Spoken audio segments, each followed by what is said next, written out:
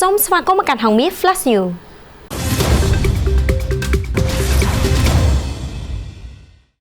ដឹងមូលហេតុហើយហេតុអ្វីថៃខ្លាចតុលាការអន្តរជាតិ ICJ 63ឆ្នាំមុនកម្ពុជាបានឈ្នះក្តីលើថៃក្នុងសំណុំរឿងប្រាសាទព្រះវិហារនៅតុលាការយុត្តិធម៌អន្តរជាតិដូច្នេះថ្ងៃទី15ខែមិថុនាឆ្នាំ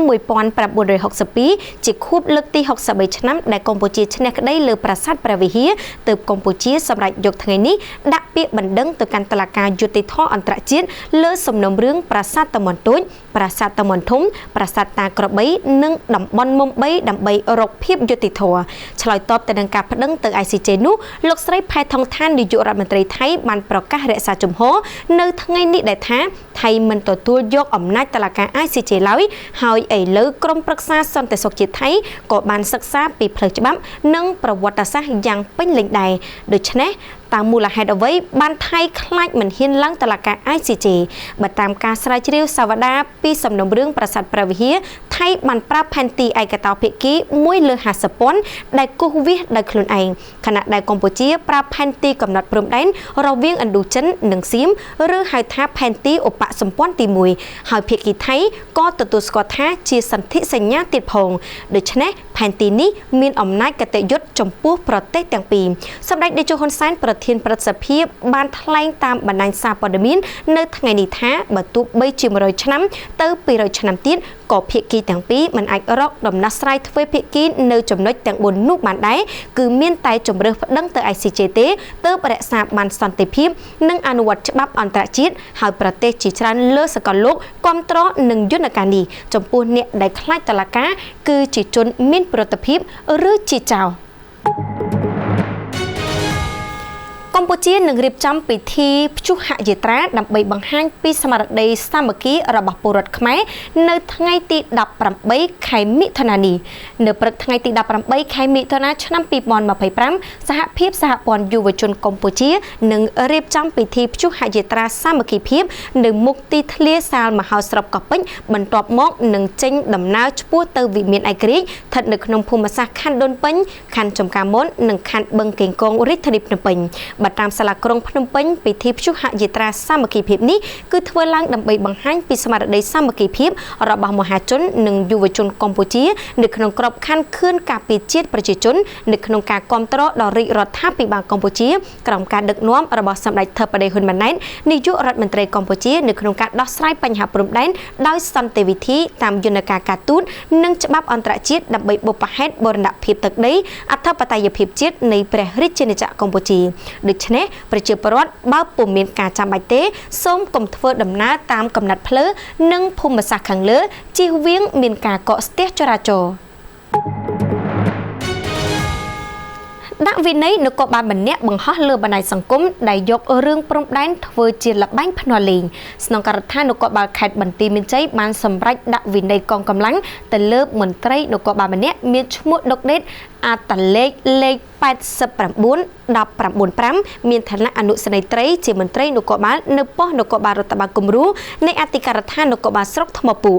ការសម្រេចដាក់វិន័យកងកម្លាំងនេះដោយសារតែកាលពីថ្ងៃទី14ខែមិថុនាមន្ត្រីនគរបាលរូបនេះបានយកបញ្ហាព្រំដែនកម្ពុជាថៃដែលកំពុងឡើងកម្ដៅធ្វើជាល្បែងភ្នាល់ហើយបង្ហោះតាមបណ្ដាញសង្គម Facebook ដែលការយករឿងរ៉ាវស្ថានភាពរបស់ប្រទេសជាតិមកភ្នាល់លេខបែបនេះទទួលរងនឹងការរិះគន់យ៉ាងខ្លាំងពីសំណាក់មហាជនក៏ដូចជាប្រជាពលរដ្ឋនិងប៉ះពាល់យ៉ាងខ្លាំងទៅដល់កិត្តិយសសេចក្តីថ្លៃថ្នូររបស់អង្គភាពបើតាមអ្នកនាំពាក្យស្នងការនគរបាលខេត្តបានបញ្ជាក់ថាក្រោយពីការសាកសួរលោកឧត្តមសេនីយ៍ត្រីដុកដេតបានទទួលស្គាល់ថាលោកពិតជាបានបង្ហោះខ្លឹមសារទាំងនោះពិតប្រាកដមែនដោយសារតែខ្លឹមសារនោះបានធ្វើឲ្យអាប់អោនទៅដល់កិត្តិយសនិងសេចក្តីថ្លៃថ្នូររបស់មន្ត្រីនគរបាលជាតិស្នងការដ្ឋាននគរបាលខេត្តក៏បានសម្រេចអនុវត្តទណ្ឌកម្មវិន័យយ៉ាងម៉ឺងម៉ាត់ស្របទៅតាមការប្រកាសរបស់ក្រសួងមហាផ្ទៃស្តីពីបទវិន័យនគរបាលជាតិផ្លូវថ្មើរជើងរបងសាលាសន្ធំមុខលែងមានរថយន្តចតទៀតហើយក្រោយអាជ្ញាធរខណ្ឌទួលគងដាំបង្គោលដែកបន្ថែម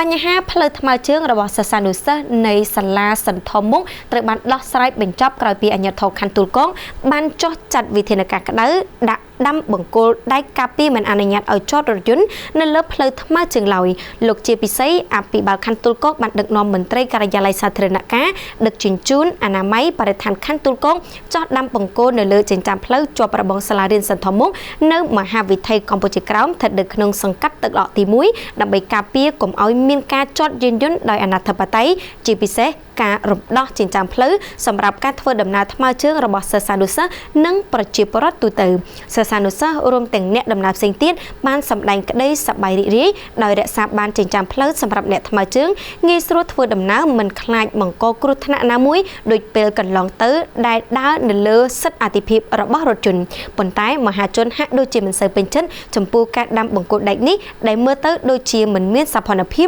គួរណាតែរៀបជារបងបង្គោលថ្មនិងមានតាក់ដោយច្រវាក់ទើបជាការការពារមិនឲ្យម៉ូតូជិះឡើងបានអាជ្ញាធរខណ្ឌពោធិ៍សែនជ័យចោះឈូសឆាយកាយបេតុងរំលោភផ្លូវនិងកាត់សម្យាផ្ទះលយចូលចំណីផ្លូវសាធារណៈនៅព្រឹកថ្ងៃទី16ខែមិថុនានេះអាជ្ញាធរខណ្ឌពោធិ៍សែនជ័យបានដាក់គ្រឿងចាក់ចោះឈូសឆាយកាយផ្លូវបេតុងដែលពលរដ្ឋមួយចំនួនចាក់តាមមុខផ្ទះលយចូលចំណីផ្លូវធ្វើឲ្យបាត់បង់សណ្ដាប់ធ្នាប់និងសោភ័ណភាពព្រមទាំងកាត់ដំបូលសម្យាបដើម្បីបើកផ្លូវឲ្យធំទូលាយសម្រួលទៅដល់ការធ្វើចរាចរណ៍សកម្មភាពរបស់អាជ្ញាធរខណ្ឌពោធិ៍សែនជ័យបានធ្វើឡើងនៅក្នុងភូមិទួលពង្រោសង្កាត់ចំចៅទី1ខណ្ឌពោធិ៍សែនជ័យលោកប៉ាងលីឡាអភិបាលរងខណ្ឌដែលដឹកនាំកម្លាំងចុះធ្វើសកម្មភាពនេះបានឲ្យដឹងថាផ្លូវនេះគឺមានប្រវែងជាង2គីឡូម៉ែត្រចាប់ពីផ្សារទួលពង្រោរហូតដល់ចុងភូមិខាងកើតនៅលើផ្លូវនេះមានប្រជាពលរដ្ឋមួយចំនួនបានសាងសង់សម្យាបផ្ទះលយចេញមកចំណីផ្លូវហើយចាក់បេតុងហៀមកចំណីផ្លូវនិងបិទមាត់រីហ្គាលូទៀតផងធ្វើឲ្យចរន្តទឹកហូរយឺតពេលដែលមានមេឃភ្លៀងធ្លាក់ម្ដងគឺដក់នៅលើដងផ្លូវនិងឈានទៅដល់ការលិចផ្ទះសម្បែងទៀតផងលោកអភិបាលរងក៏បានអរគុណទៅដល់ប្រជាពលរដ្ឋដែលបានចូលរួមសហការ